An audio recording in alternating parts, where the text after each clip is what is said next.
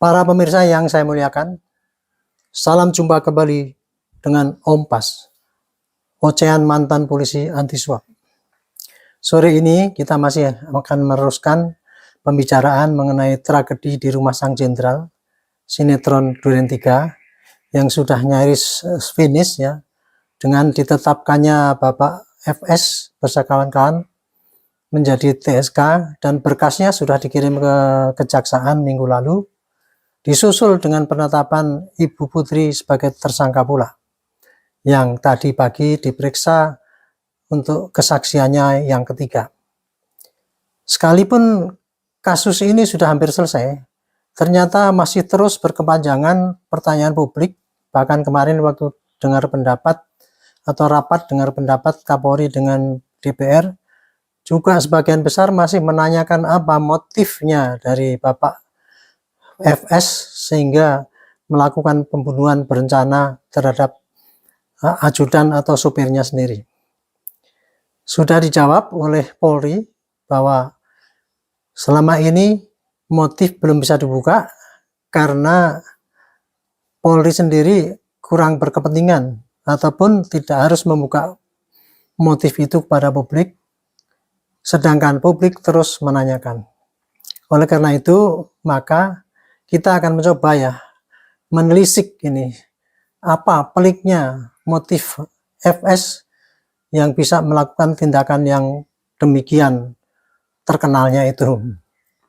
Di dalam membahas mengenai peliknya motif Bapak FS itu, maka saya akan mencoba ini memperbandingkan antara keinginan untuk mengetahui motif-motif Bapak Sambo dalam melakukan tindakan membunuh berencana terhadap Yosua, yaitu antara dorongan untuk mengetahui motif-motif itu yang kebanyakan keluar dari publik ya, dan kemudian hambatan apa yang menghalangi dikeluarkannya atau disebarkannya motif oleh Polri. Nah, saya akan mulai dulu dari kenapa kok motif ini tidak dibuka oleh Polri. Ini bisa dilihat dari aspek legal ya, aspek hukum. Bahwa polisi ketika menetapkan Bapak FS itu menjadi tersangka pembunuhan berencana, itu dengan pasal 340, 338, 55, dan 56. Dan penetapan itu sudah dilakukan berdasarkan bukti-bukti yang cukup untuk menyeret Bapak FS itu ke persidangan, karena polisi sudah mendapatkan bukti yang lengkap, antara lain kesaksian-kesaksian dari semua ajudannya, Baradae, Brigadir RR, Kuat Ma'ruf, dan dia sendiri sudah mengakui. Berikut bukti-bukti di lapangan yang masih bisa diamankan meskipun pertamanya dicoba direkayasa, dan bukti-bukti petunjuk yang lain sehingga cukup meyakinkan bahwa unsur-unsur yang disebutkan di dalam pembunuhan berencana itu sudah didukung dengan alat bukti yang cukup, sehingga diyakinkan setelah dikirim ke jaksa nanti itu akan diterima oleh jaksa, bisa P21, sehingga bisa dilakukan penyerahan yang kedua, yaitu barang bukti beserta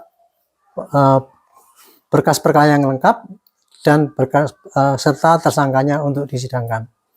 Nah, di dalam ilmu pembuktian, kalau sudah penyidik itu yakin bahwa itu bukti-bukti yang cukup kuat untuk dijadikan bahan dakwaan, maka biasanya polisi mengabaikan kepentingan adanya motif itu.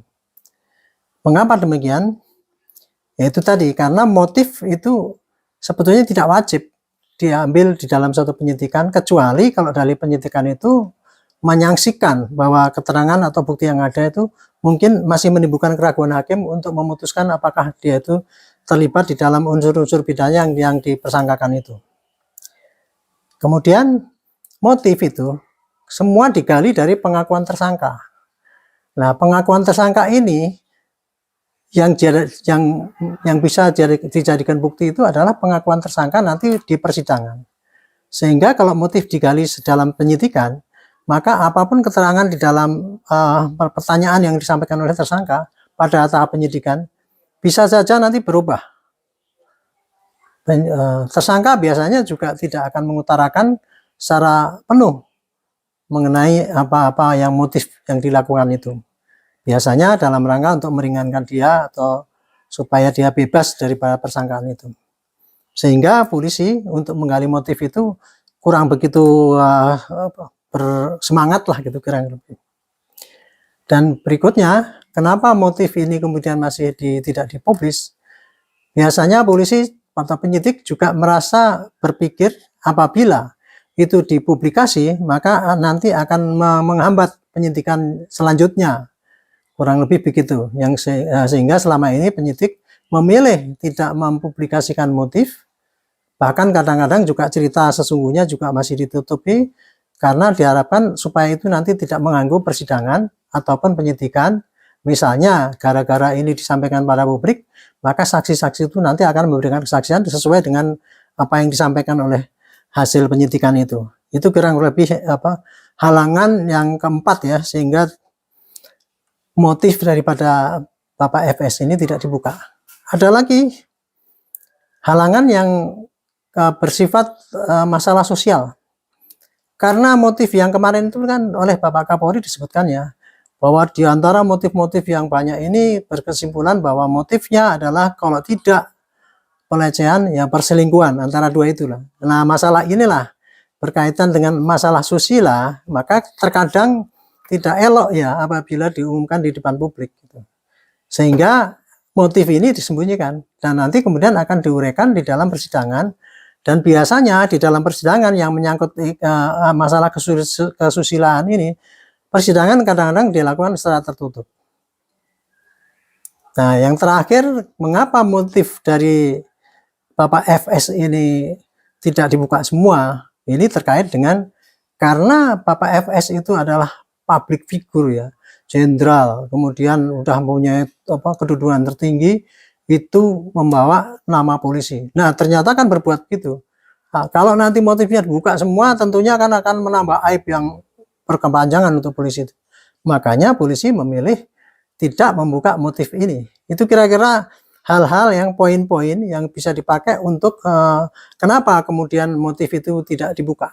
Jadi di samping alasan legal, karena kepentingan penyidikan, karena mengenai dari dalam pembuktian juga tidak dibutuhkan, itu juga alasan yang berkaitan dengan masalah psikologi sosial, yaitu menyangkut dengan asusila, kemudian menyangkut juga dengan citra Polri apabila itu dibuka semuanya. Itu poin-poin yang mengakibatkan motif ini tidak dibuka di muka publik. Nah, sekarang kenapa publik masih bertanya-tanya? Ini kita akan pindah kepada apa yang mendorong sehingga motif itu minta dibuka gitu. Bapak DPR kemarin mengatakan, Pak, kalau Bapak sudah menyampaikan ini salah jelas, kenapa motifnya nggak dibuka? Kan publik ini penting, ini pengen tahu apa yang terjadi gitu. Banyak sekali teori-teori ataupun alasan yang memaksa untuk polisi itu untuk membuka membuka motif ini. Nah, salah satu yang membuat motif ini menjadi sangat menarik untuk dibuka adalah satu, seperti saya sampaikan dulu dari mulai ya, kasus ini adalah ibarat bom atom. Jadi suatu peristiwa yang dahsyat sekali ya, dan mengguncang nama polisi ya, citra polisi jadi hancur waktu itu, jadi turun drastis gitu. Karena ini kasus ini sangat spektakuler. Kadif Propam adalah lambang daripada disiplinnya polisi, dewanya dewa lah kayak gitu.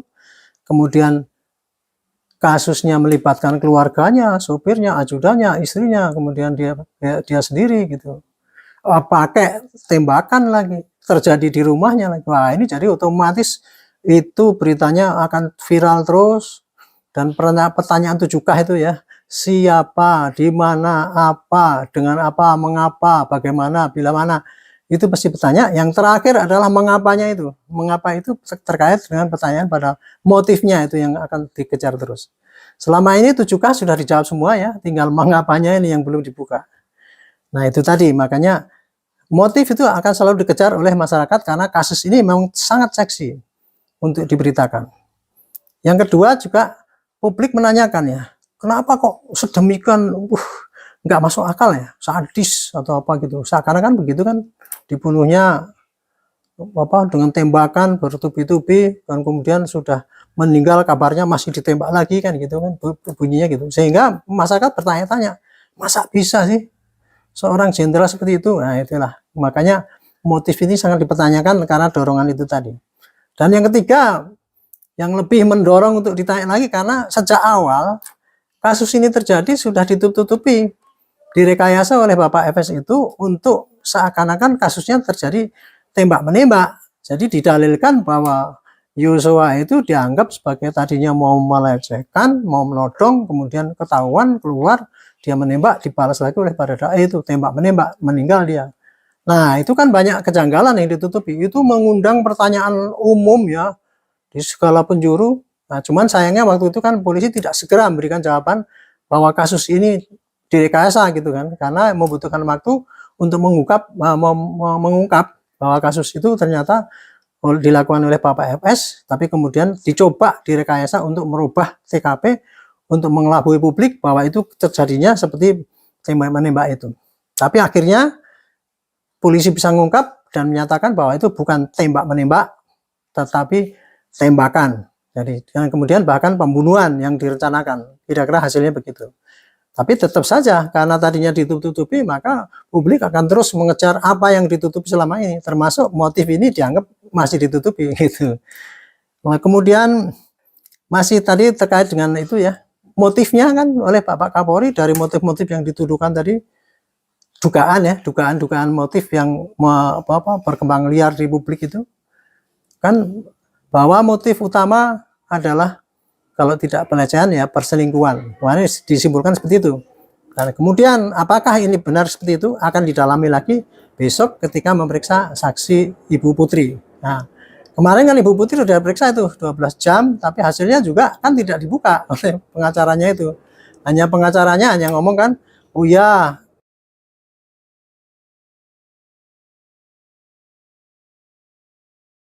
sudah diperiksa, Ibu Putri sudah menerangkan semuanya, tetapi kan nggak sampaikan juga hasilnya apa gitu. Jadi sekarang motif itu karena terkait dengan masalah itu Pak, masalah sosial itu, susila, sehingga itu jadi ada semacam kewajiban daripada polisi untuk tidak mempublikasikan itu.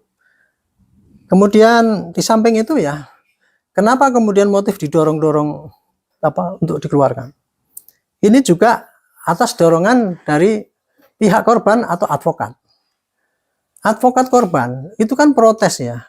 Dia membela korban yang Brigadir Yosua itu adalah anak yang baik, anak andalan dari keluarganya, baik, jujur, penurut dan sebagainya. Tapi kan di situ dicap sebagai penjahat yang akan memperkosa dan menodong, ketahuan dan kemudian ditembak oleh Baradae, kan gitu. Nah, makanya kan dia kan merasa tidak adil.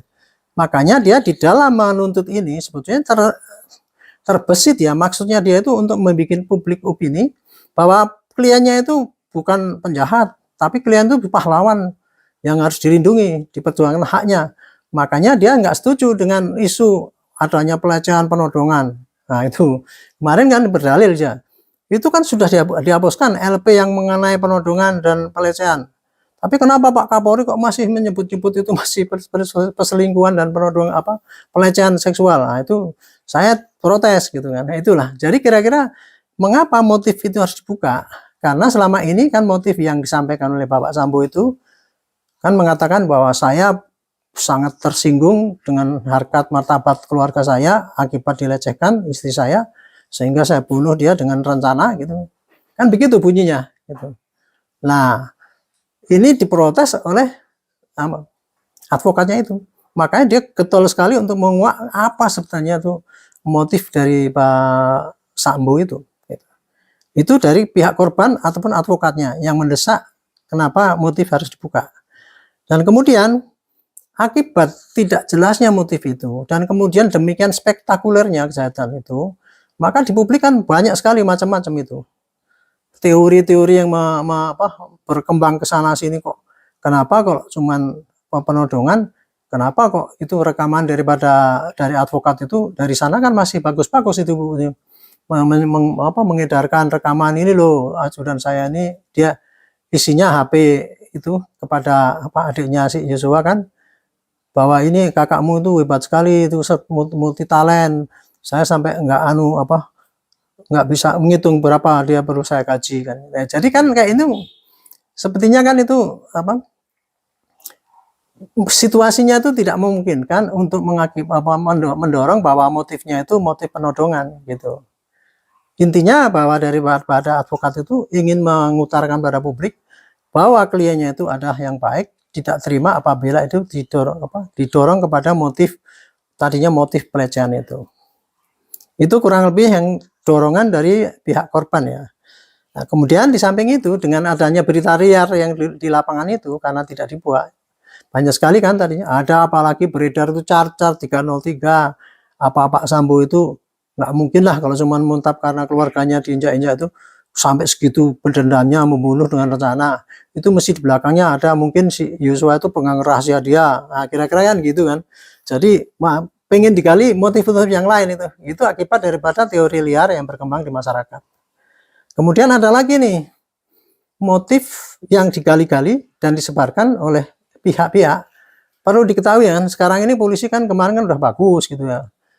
Banyaklah institusi yang tidak suka dengan polisi itu maju. Apalagi pihak-pihak yang tadinya dirugikan dengan tindakan polisi, misalnya peristiwa KM50 itu. Makanya begitu ada seperti peristiwa seperti ini, ini kesempatan untuk membuli polisi kan, disebarkanlah berbagai teori yang memungkinkan bisa menggali motif daripada FS ini. Ya bertebaran lagi kan dorongan untuk mengungkap motif itu. Jadi demikian ini ya, kompleksnya dorongan-dorongan untuk membuka motif itu dibandingkan dengan penolakan dari polisi untuk tidak memberikan penjelasan mengenai motif itu. Masih ada lagi mengapa motif itu menjadi bisa berkembang banyak dan menuntut untuk menggali yang macam-macam. Karena dari figur Pak Sambo itu sendiri kan banyak sekali tuh yang bisa diurai. Dia tadinya apalagi dengan Pak Mahfud tuh Ketua Kompolnas menyebutkan bahwa ada geng di polisi, ada kaisar, ada apa tuh, pokoknya Pak Sambo itu berkuasa luar biasa dan sebagainya. Itu menambah bahwa nggak percaya kalau publik hanya didalilkan dengan ini motifnya karena penodongan atau pelecehan ataupun perselingkuhan gitu. Dia pengen motif yang lain. Belum lagi kepada latar belakang ibu kan itu. Jadi ibu dikaitkan dengan hubungannya dengan Yosua, kemudian jadi itu menimbulkan perkiraan-perkiraan motif yang perlu diketahui oleh publik. Termasuk juga ada juga nih motif yang berkembang karena antara Yosua itu sebagai yang ajudan tadinya kemudian diangkat menjadi rumah tangga situ ya, keluarga Pak Sambo itu, dengan si Kuat itu adalah yang lama juga di situ. Nah ini ada iri kelihatannya nih, sehingga si Kuat itu sering membutuhkan dalam tanda petik memfitnah lah, mengabarkan hal-hal yang buruk, sehingga dia pun waktu itu kan dianggap yang melaporkan kejadian yang di Magelang itu, dia yang memerkoi si Sambo si Yosua 2 kali itu, sehingga dia merasa bahwa itu si Yosua itu kayak rivalnya lah gitu. Nah ini motif ini juga timbul juga untuk digali oleh publik gitu. Jadi intinya itu tadi para pemirsa sekalian, di satu sisi polisi merasa bahwa dia tidak harus menyebarkan motif-motif daripada Bapak FS ini, karena dari aspek penyidikan polisi merasa sudah cukup bukti untuk mengantar Pak Sambo dan kawan-kawan itu masuk ke dalam unsur pidana 340, yaitu merencanakan. Artinya sudah ada bukti lah di mana dia merencanakan, kemudian siapa saja yang melihat, bagaimana rencana itu, ada kan itu sampai pelaksanaannya, bahkan sampai menghilangkan bukti-bukti untuk mengalihkan publik bahwa itu bukan terjadi rencana pembunuhan seperti itu. Nah, karena sudah cukup, maka polisi merasa tidak wajib untuk membuka motif itu ke luar. Karena motif itu hanya dibutuhkan nanti untuk di pengadilan, untuk memberikan keyakinan hakim, untuk menentukan seberapa besar kesalahan yang bersangkutan itu, untuk nanti menjatuhkan pidana. Gitu. Selanjutnya dari aspek yuridis juga, menggali motif itu pasti selalu dari pengakuan si tersangka. Nah, tersangka itu adalah salah satu alat bukti yang paling lemah, paling bawah itu dari susunan KUHP itu. Dan kesaksian tersangka itu, keterangan tersangka itu hanya nanti yang diakui adalah yang di pengadilan. Sehingga apabila motif itu digali pada tahap penyidikan, kadang-kadang mubazir karena itu nanti masih bisa berubah nanti di pengadilan. Sehingga polisi tidak merasa mengejar untuk itu disampaikan. Di samping itu juga kendalanya karena ini menyangkut masalah susila, perselingkuhan, maka lebih baik itu tidak dipublis karena itu nanti akan dipersidangkan, dan disidangkan biasanya juga itu tertutup. Dan yang terakhir juga efek liar ya daripada motif itu kalau dibuka, yang pasti nanti akan menjatuhkan citra polisi lebih dalam lagi kalau dibuka semua aibnya. Itulah kurang lebih ya kekuatan yang menghalangi dibukanya motif daripada Bapak FS itu. Sementara dari publik ini dorongannya jauh lebih besar nih, dari daftar saya 2 kali lipat daripada yang faktor-faktor yang menangkal tadi. Yang pertama kali karena kasusnya seperti bom atom itu tadi, sehingga dia sangat seksi untuk berkembang menjadi sumber-sumber berita yang dipublikasikan di media. Dan yang kedua karena sangat tragis ya, di mana tragisme itu menimbulkan suatu penafsiran, nggak mungkin lah itu kalau cuma pakai motif yang sederhana itu, pasti di belakangnya ada motif yang lain lah gitu. Sehingga ini perlu digali motif-motif dari berbagai aspek, entah aspek dari kedudukan Pak Sambo, kepribadiannya Pak Sambo, kemudian apa tuh perilakunya selama ini, itu hubungannya dengan yang keluarga yang lain dan sebagainya. Itu apa menimbulkan sangat banyaknya keinginan untuk membuka motif itu tadi. Ditambah lagi ketika pengumuman pertama dulu itu kan ditutupi, ada saya bilang 290 kejanggalan itu ya. Itu akibatnya apa menuduh polisi menutupi motif itu. Dan berikutnya juga masih karena keterkaitan dengan masalah yang sensitif, kesusilaan, perselingkuhan, ibu, kemudian dengan supirnya, dengan yang wanita lain dan sebagainya, itu tentunya akan mendorong publik untuk mengejar supaya dibuka apa motif itu tadi. Dan yang tambah kuat lagi adalah pengaruh dari advokatnya korban yang sangat vokal itu. Dia mengandai-andaikan kalau begini kan begini, kalau begini begini. Intinya dia ingin memperbaganakan atau ingin menegaskan pada publik bahwa kliennya itu sangat tidak adil diperlakukan karena dia orang baik kok kemudian dituduh sebagai apa motif penodongan atau pelecehan. Itu yang ditentang banyak oleh pihak korban atau advokat, maksudnya supaya nggak cukup dengan motif yang diakui oleh Pak Sambo sama ini gitu, kira-kira gitu. Kemudian di samping itu juga efek samping daripada kasus ini ya, ada kelompok yang anti kemapanan, yang tidak suka dengan polisi itu baik, kemudian sehingga sampai ada saran polisi dibubarkan, polisi ditaruh di mana dan sebagainya. Itu sebenarnya ngejar pada motif itu, tapi tujuannya untuk itu tadi, kira-kira itu. Dan yang terakhir adalah masing-masing figur Pak Sambo itu bisa digali latar belakangnya sehingga bisa menimbulkan motif-motif. Kemudian ibu itu juga digali latar belakangnya sehingga bisa menimbulkan motif. Dan yang terakhir Yosua sendiri latar belakangnya dengan si kuat itu karena iri hingga rivalitas, mungkin ya, waktu itu tidak cukup hanya karena Pak Sambo tersinggung harga dirinya karena keluarganya diganggu oleh Yosua itu. Saya kira itu ya, jadi analisis kita paling tidak mudah-mudahan bisa menambah pemahaman gitu ya, kenapa motif ini di satu sisi kok tidak dibuka oleh polisi dan di lain sisi kok sangat dikejar-kejar oleh publik. Itu tadi karena ada kepentingan yang berbeda, dan dua kepentingan itu saya kira masuk akal lah, masing-masing mempertahankan atau membuka itu masuk akal. Ya paling pol kita lebih baik nanti menunggu saja di sidang pengadilan yang menurut kita sih tidak terlalu lama ya, karena itu kemarin ya diproses cepat langsung dikirim ke jaksa dan jaksa sudah siap dengan penyidiknya 30, sehingga harapannya nanti adalah itu bisa koordinasi sehingga kalau ada kekurangan biasanya kalau misalnya menurut teknik kan teorinya menurut KUHP itu ya, berkas dikirim dipelajari jaksa, nanti kalau nggak lengkap jaksa ngirim kembali 14 hari baru dilengkapi lagi kan gitu, jadi makan waktu. Tapi kalau dengan cara kemarin itu ketika dikirim sudah kemudian dikoordinasi, kekurangan-kekurangan itu bisa diomongkan secara informal gitu, sehingga bisa ditambahin, sehingga nanti diharapkan tidak lagi bolak-balik itu berkas itu langsung lengkap dan langsung bisa disidangkan gitu. Kan itu berkas itu bisa disidangkan kalau jaksa menganggap sudah lengkap gitu. Jadi sekarang ini tanpa dengan motif yang lengkap itu, kalau jaksa menganggap itu sudah lengkap, itu masih bisa disidangkan gitu. Jadi kita tunggu saja, mudah-mudahan itu cepat. Dan juga demikian juga dengan Ibu Putri itu ya, tadi kan diperiksa, walaupun dia nggak ngaku apapun, nggak usah ngaku apapun, itu berkas masih tetap bisa lengkapi dan dikirim ke jaksa, karena polisi tanpa adanya keterangan dari saksi sudah cukup bukti untuk itu gitu.